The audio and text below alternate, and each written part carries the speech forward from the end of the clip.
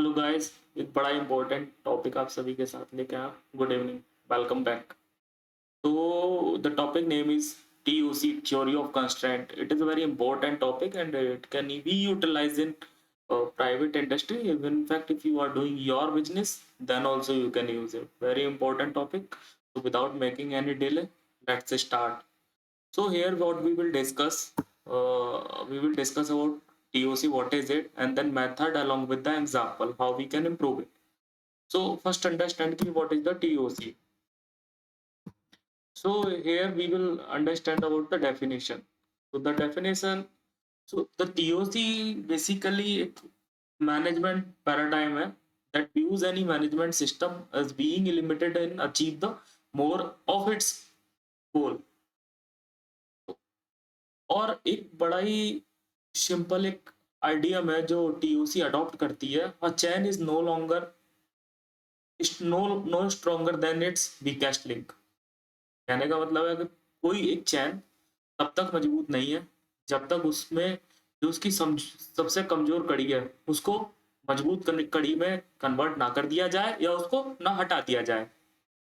तो same TOC कहता है कि कोई भी ऑर्गेनाइजेशन, कोई भी इंडस्ट्री, कोई भी बिजनेस तब तक मजबूत नहीं है जब तक कि उसके प्रोसेस से, उसके सिस्टम से जो कॉन्स्टेंट है, जो ऑर्गेनाइजेशन के गोल को अचीव करने में बाधाएं क्रिएट कर रहे हैं, राइट, वो ना हटा दिए जाए, वो एलिमिनेट ना कर दिए जाए। तब तक कोई भी ऑर्गेनाइजेशन, कोई भी बिजनेस कांट ग्रो। तो दैट इज वॉट। तो ये बेसिकली हमारा जो इसका जो ये इंट्रोड्यूस किया था मिस्टर एलायू एम गोल्डरेट थे। उन्होंने अपनी 1984 में एक बुक लॉन्च करी थी, द गोल। वो उसमें बेसिकली इन्होंने ऑर्गेनाइजेशंस को हेल्प किया था अचीव करने में उनके गोल। ये जो कंस्ट्रेंट्स थे उनके बिजनेस में, उनको रिमूव करके। तो इसको थोड़ा सा अंडरस्टैंड करते हैं कि है क्या बेसिकली। इसके 5 स्टेप हैं, अगर आप देखोगे तो कैसे we do it.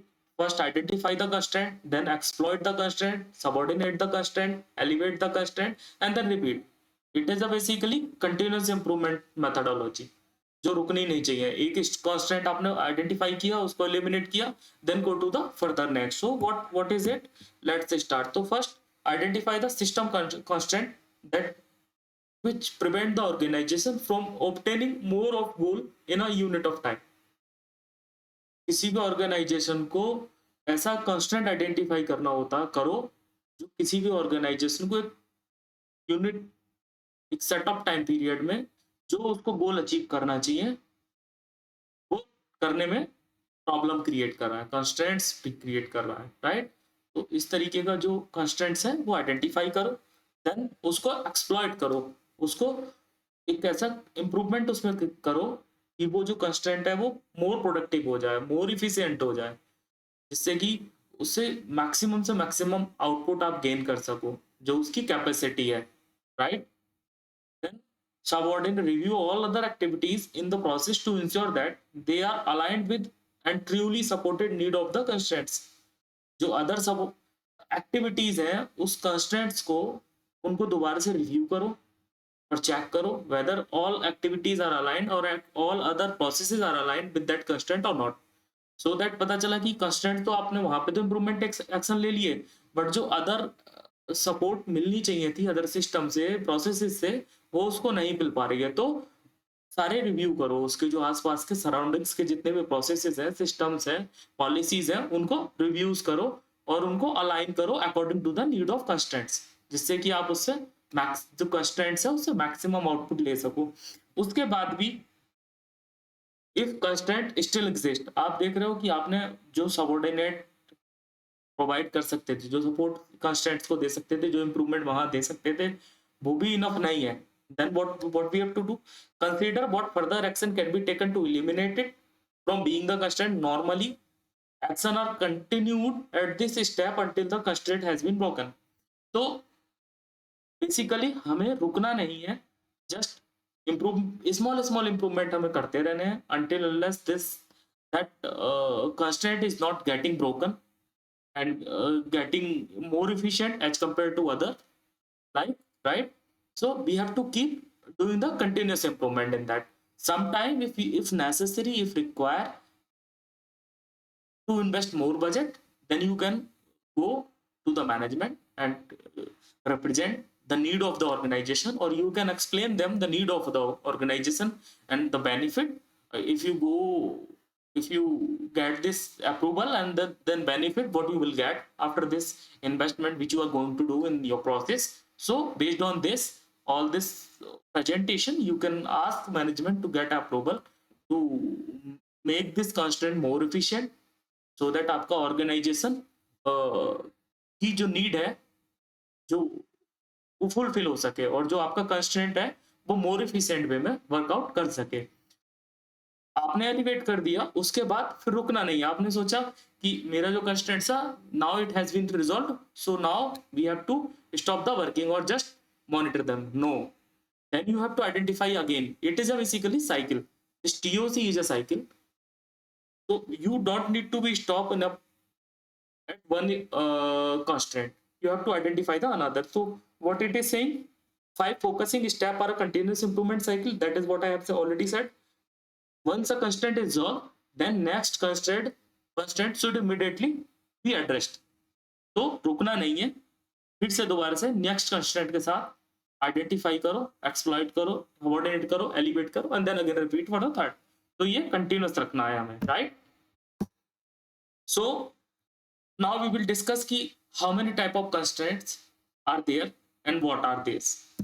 So the core principle of TOC is that there are 10 or 100 of constraints, that is at least one, but at most only a few in given system. Constraints can be internal or external to the system or on any organization. So what are those internal constraints? So internal constraints is in evidence when the market demand more from the system than it can deliver. If this is the case, then focus of the organization should be on the discovering constraints and following the 5 focusing steps to open it up.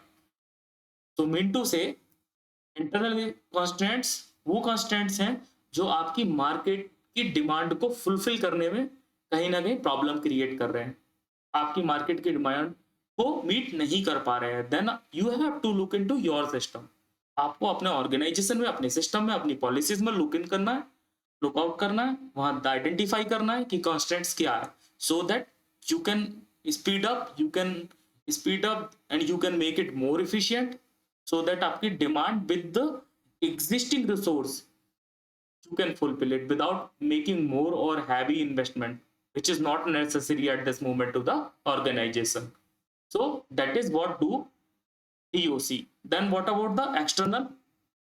An external constraint exists when the system can produce more than the market will bear. If that is the case, then the organization should focus on the mechanism to create more demand for its product or services. तो external constraints क्या है? External constraint is आपका organisation, आपका business produce कर सकता है, आप अच्छी सर्विसेज दे सकते हैं, बट मार्केट में डिमांड कम है। तो मार्केट में डिमांड क्यों है? Definitely there will be some external constraints. So you have to look into that. So that kind of constraint will be the external constraints. तो अगर आप देखोगे external constraints, आप देखोगे किसी कंपनी की, for example what I can say, you can say there are, एक mobile हुआ करता था पहले, नोकिया, अराउंड 2008 और 2010, राइट। सो उस टाइम पे वो टॉप सेलिंग हुआ करता था और एक ब्रांड थी अपने आप में। फिर ऐसा क्या हुआ कि वो अचानक से डाउनग्रेड हो गया। So there were also some constraints. उन्होंने मार्केट की कस्टमर की डिमांड के अकॉर्डिंग अपने आप को चेंज नहीं किया, टेक्नोलॉजी में इनोवेशन नहीं किया, और भी कई सारे कंस्ट्रेंट्स हो सकते हैं। अगर आप लोगों को पता हो तो आप लोग मेरे साथ भी शेयर कर सकते हैं। That is what constraint, what I understand, कि इनोवेशन नहीं किया, टेक्नोलॉजी के साथ नहीं चले, राइट। प्रोडक्ट को जैसा कस्टमर की डिमांड थी उसके हिसाब से उन्होंने डिजाइन फॉर कस्टमर नहीं किया। बेसिकली एक ही टेक्नोलॉजी लाए, एक ही डिजाइन लाए, उसी को लेके चलते रहे, कुछ इनोवेटिव नहीं किया। तो that is what I understand. अगर आपके पास कुछ और अच्छे ऑब्जर्वेशन है जो आपको लगा हो कि वो कंस्ट्रेंट्स रहे, दैट इज जिसकी वजह से नोकिया डाउन हुआ, तो आप मेरे साथ भी शेयर कर सकते हैं मेरी अंडरस्टैंडिंग के लिए, राइट? तो ये क्या होते हैं, ये एक्सटर्नल कंस्ट्रेंट हो सकते हैं कि उनके पास फैसिलिटी थी, दे कैन प्रोड्यूस, जितनी भी डिमांड है they can fulfil it, but suddenly क्या हुआ, डिमांड कम हो गई। अब उनके पास फैसिलिटी है बट डिमांड ही नहीं है, तो ऐसा क्या है, डिमांड क्यों नहीं है? तो सोचना पड़ेगा, वो कुछ ना कुछ कंस्ट्रेंट्स हैं जो आप आइडेंटिफाई नहीं कर पा रहे हो, तो उनको आइडेंटिफाई करो और उनको एलिमिनेट करो, then only your business can grow, right? So type of, we will discuss here, we will discuss more about the internal constraints basically. So what are the internal constraints, or we will discuss upon the in depth. So there are basically three kind of category in internal constraints. So first is equipment. The way equipment is currently used limits the ability of the system to produce more stable products and services. How equipment can be a constraints? For example कोई equipment है जिसकी capacity है 300 per hour produce कर सकता है, right? But एक case हो सकता है हम उसको यूटिलाइज ही नहीं कर पा रहे हो, मे बी हम 200 से ऊपर नहीं जा पा रहे हो या 100 पर आवर से ऊपर ही नहीं जा पा रहे हो। एक, हम उसको 300 यूपी पर आवर ले तो रहे हैं बट मोस्ट ऑफ दिस हम रिजेक्शन प्रोड्यूस कर रहे हैं। अगर रिजेक्शन प्रोड्यूस कर रहे हैं तब भी हमें कोई बेनिफिट नहीं है। अगर हम जो उसकी कैपेसिटी है उससे ज्यादा हम उससे कम प्रोड्यूस कर रहे हैं तो भी that is not good for any organisation. और एक कंडीशन ये भी हो सकती है, रॉन्ग कैपेसिटी वैल्यूएशन हुआ हो हमसे, हमारी रिक्वायरमेंट थी डिमांड को फुलफिल करने की 500 यूपीएच 500 पीस पर आवर, बट उस सिस्टम की कैपेबिलिटी है कि वो 300 मोर देन 300 अब प्रोड्यूस नहीं कर सकता, then we have to look forward about new machine और न्यू इन्वेस्टमेंट। और मे बी हम डिस्कस कर सकते हैं मैन्युफैक्चरर से, अगर वो इस जो एग्जिस्टिंग मशीन है उसकी कैपेबिलिटी अप कर दे कुछ मॉडिफिकेशन करके। तो इस तरीके से इक्विपमेंट के कंस्ट्रेंट्स हो सकते हैं। Then second constraints, people, lack of skilled people limit the system. अगर कोई बंदा है लैक ऑफ स्किल्ड है मतलब अपरिपक्व है, जो स्किल्स, सेट ऑफ स्किल्स चाहिए इंडस्ट्री को, ऑर्गेनाइजेशन को, सिस्टम को, प्रोसेस को, that is not sufficient in that person, तो that person will be a constant for that system, for that process. So mental model had by people can cause behavior and that becomes a constant. तो ये भी एक तरीके का internal constant है। Then third is policy, a written or unwritten policy prevent the system for making more। Policy अपने आप में एक कांस्टेंट हो सकती है। पहले आप देखते होगे आज की डेट में, जैसे अगर अपन कंट्री के पॉइंट ऑफ व्यू से बात करें तो अभी हमारी मोस्टली चीजें डिजिटलाइज हो गई है, राइट? अभी हम जाते हैं 2 मिनट में बारकोड स्कैन किया, पेमेंट हो गई। बिजली के बिल के लिए पहले लंबी लंबी लाइनें लगती थी, आज की डेट में स्कैन किया और मे भी जाने की जरूरत नहीं है, अपने बेड पे लेटे लेटे उस वेबसाइट पे गए, क्लिक किया, ओपन किया। तो क्या है, पॉलिसी में चेंजेस है, पॉलिसी में चेंजेस किए, रिमूव किए जो कंस्ट्रेंट्स थे सिस्टम के। या पहले पासपोर्ट जब अब से 2010 और बिफोर 2010 अगर मैं बात करूं तो पासपोर्ट अप्लाई करने में और पासपोर्ट आने में मोर देन 6 मंथ, और उसके बाद ब्रोकर उसमें होते थे, बहुत सारे प्रोसीजर, डॉक्यूमेंट प्रोसीजर होते थे। तो what was that, that was also a system constraints. तो उनको आइडेंटिफाई किया, जो भी गवर्नमेंट रही उन्होंने उसको एरेडिकेट किया सिस्टम से, और now you can see the result in front of you. So in the same way there can be a several constants in system which can come through policy or procedure or whatever SOPs you are following right now. So you can identify them, you can modify your existing policy, existing procedure, existing SOPs according to the needs of your organization or needs of your process. It should not be like कि पहले से चला आ रहा है तो हम भी ऐसे ही कर रहे हैं, ऐसा नहीं होना चाहिए। आपसे 10 साल पहले मे बी उसकी जब वो डॉक्यूमेंट बना होगा, अब से 10 साल पहले उस टाइम कुछ और सेट ऑफ रिक्वायरमेंट रही होंगी, आज कुछ और सेट ऑफ रिक्वायरमेंट है। तो then you have to modify your policies, your SOPs, your procedure based on the current requirement. You can not follow 10 year और 20 ईयर ओल्डर प्रोसेस। जब आपके फिजिकल इंस्ट्रूमेंट्स चेंज हो गए, आपका जो डिमांड है मार्केट की वो चेंज हो गई, नीड्स चेंज हो गई आपके कस्टमर की, then how you can follow the old policy, you have to make changes in that as well, right? So these are the type of the internal constants. So concept of the constant in the theory of constants is analogous to but differ from the constants that shows up in mathematical optimization. In TOC, the constants is used as focusing mechanism for management of the system. In optimization, constants is written into the mathematical expression to limit the scope of the solution. एक यहाँ पे note करने वाली बात है, organisation have many problems with the equipment, people, policies, etc. So the constraint is thing that is preventing the organization from getting more throughput. So एक breakdown होगा, for example, a breakdown is just that breakdown is not a constraint.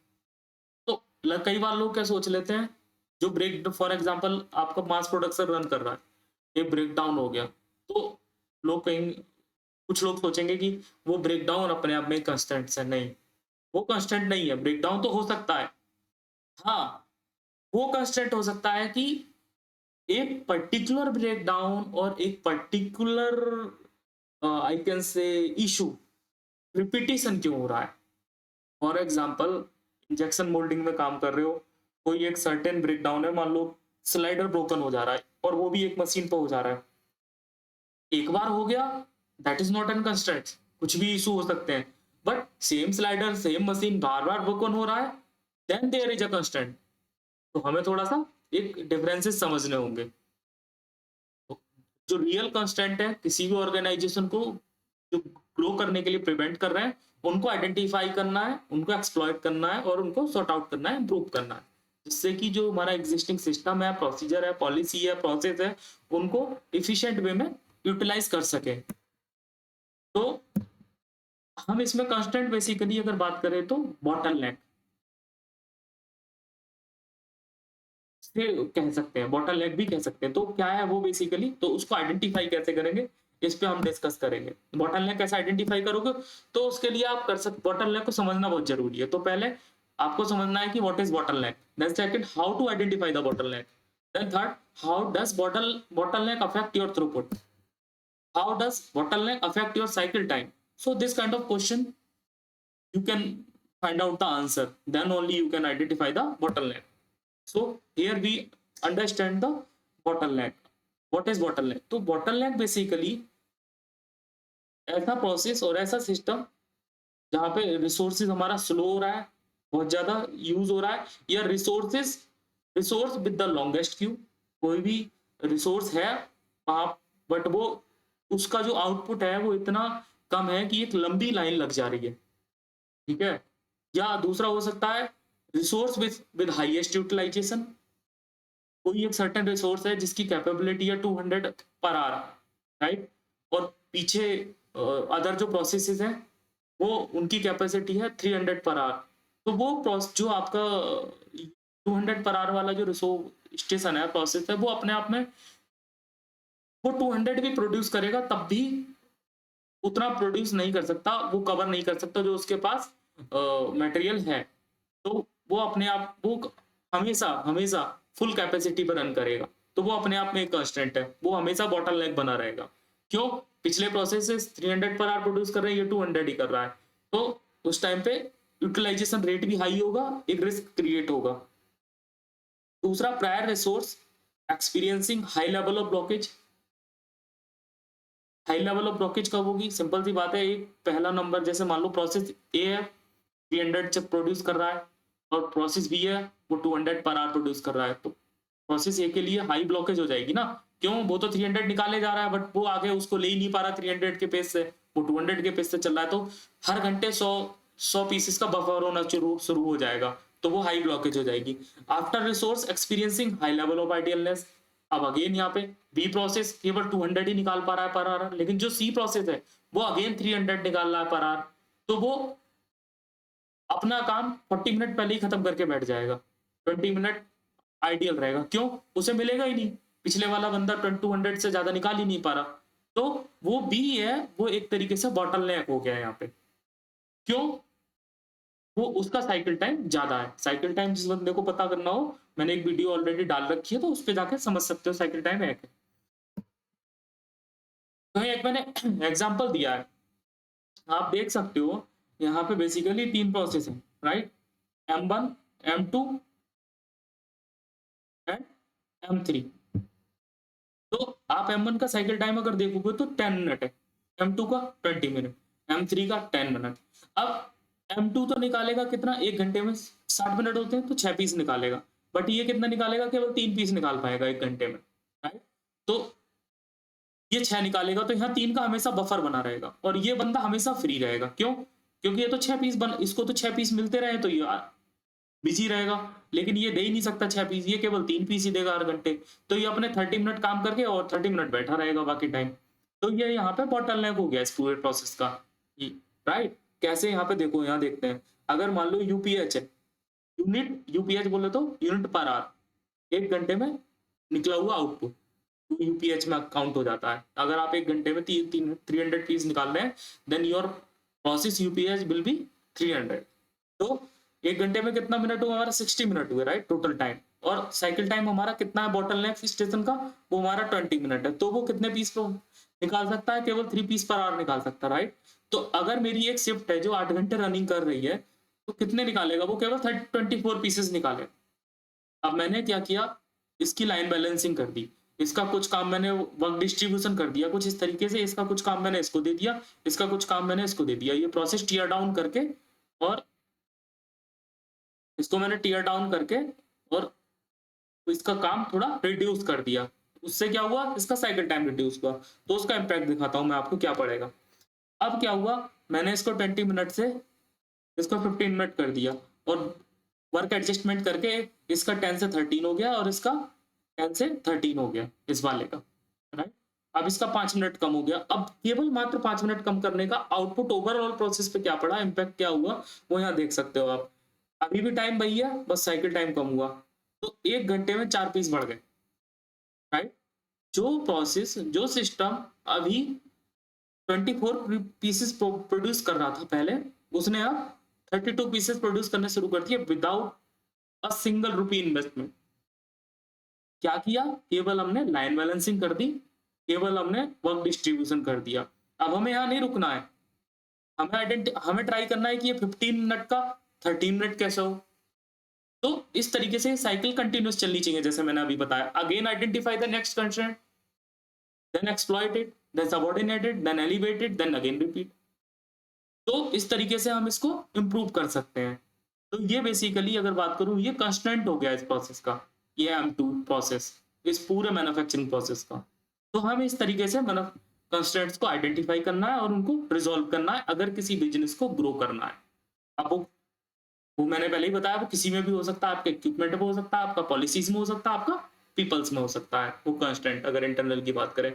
एक और example लेते हैं, तो अपना example दिया मैंने आपको based on the cycle time. अब मैं आपको देता हूं based on the rejection rate. जो मैंने अभी बताया कि एक प्रोसेस है, कैपेबिलिटी है, इनफ प्रोड्यूस कर रहा है, साइकिल टाइम अच्छा है, बट रिजेक्शन प्रोड्यूस कर रहा है, तो उसका इम्पैक्ट क्या पड़ेगा वो दिखाता हूँ।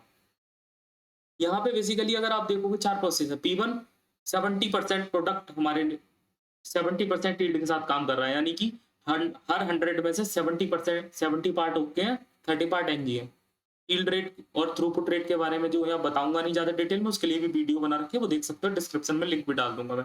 तो अगेन सेकंड P2 प्रोसेस है, वो 60% पे काम कर रहा है, 60% यील्ड के साथ कर रहा है। P3 80% यील्ड के साथ, P4 75% यील्ड रेट के साथ काम कर रहा है।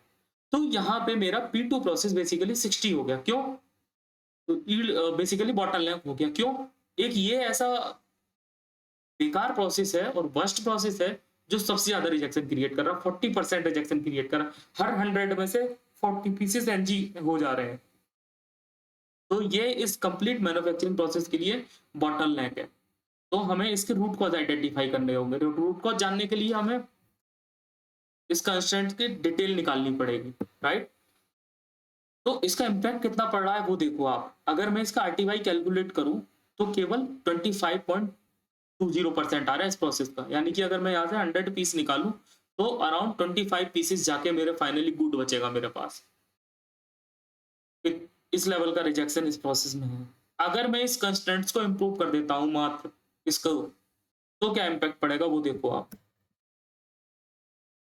देख रहे हो आप, टोटल थ्रूपुट मेरा 25.20 हो गया, यानी कि मैं 100 पीस अगर इनपुट करूं तो मेरे को फाइनल जो गुड्स मिलेंगे वो 25 मिलेंगे, बाकी 75% मेरे को डिफरेंट डिफरेंट प्रोसेसिंग में रिजेक्शन हो जाएगा। तो ये क्या है, that is losses for any organisation, losses for any business. ये इसलिए इंपॉर्टेंट है, आपको पता है अगर आप ट्रैक ही नहीं करोगे किस प्रोसेस का क्या यील्ड रेट चल रहा है, then how you can get the benefit, you will not get ना कि what is the rejection rate in your particular process. जब आपको रिजेक्शन रेट ही नहीं पता चलेगा तो इंप्रूव नहीं कर पाओगे, इंप्रूव नहीं कर पाओगे तो आपका रिस्क इंक्रीज होंगे प्रोसेस में, आपके कस्टमर के पास डिफेक्ट लीक होगा, आपका रिजेक्शन इंक्रीज होगा।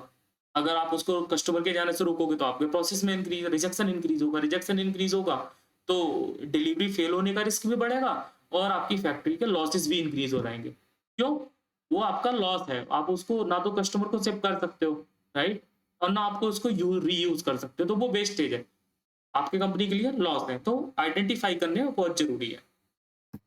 तो क्या करिए, अब यहाँ पे क्या किया, जो भी इसके पीछे रूट कॉजेस थे मैं उसको आगे एक्सप्लेन कर दूंगा कि कैसे ट्रैक करते हैं रिजेक्शन रेट, एक अलग से टेम्पलेट बना के दूंगा मैं आप लोगों को नेक्स्ट वीडियो में, जिसमें अच्छे से बताऊंगा कि कैसे process by rejection easily track कर सकते हैं और गेट टू नो कि which process is constant here, और उसमें भी कौन सा डिफेक्ट ज्यादा रिजेक्शन किस पर्टिकुलर डिफेक्ट का आ रहा है, जिससे जो इजी टू आइडेंटिफाई होगा और इजी टू सॉल्व होगा। तो यहाँ पे क्या किया, जो मेरा P2 अभी 60% रिजेक्शन 60% यील्ड पे काम कर रहा था, उस पर इम्प्रूवमेंट किया, जो भी कंस्टेंट है वो एक्सप्लॉइट करके और उसको इम्प्रूव किया तो वो अब नया जो रिजेक्शन रेट हुआ वो मेरा 72% हो गया। अब मात्र 12% का इम्पैक्ट कितना पड़ा ओवरऑल मैन्युफैक्चरिंग प्रोसेस पे, वो आप देख सकते हो, वो 30.24% रिजेक्शन आपका 30.24% इंप्रूवमेंट हो गया, यानी कि 5% का आपको बेनिफिट हो गया। तो ये है बेसिकली आपका थ्योरी ऑफ कंस्टेंट। आप लोगों को होप समझ में आया होगा, अगर कुछ ना समझ में आया हो तो आप मेरे को कमेंट करके बता सकते हैं कमेंट सेक्शन में, राइट। जो लोग नए आए हैं वो चैनल को सब्सक्राइब करें इस तरीके की और वीडियो आने के लिए, और आप लोगों को कुछ इश्यूज दिखे हो तो you can share with me, I will look into that, और अगर कुछ भी कंसर्न है आप कमेंट सेक्शन में मेरे से पूछ सकते हैं। तो thank you so much guys, thank you so much for watching.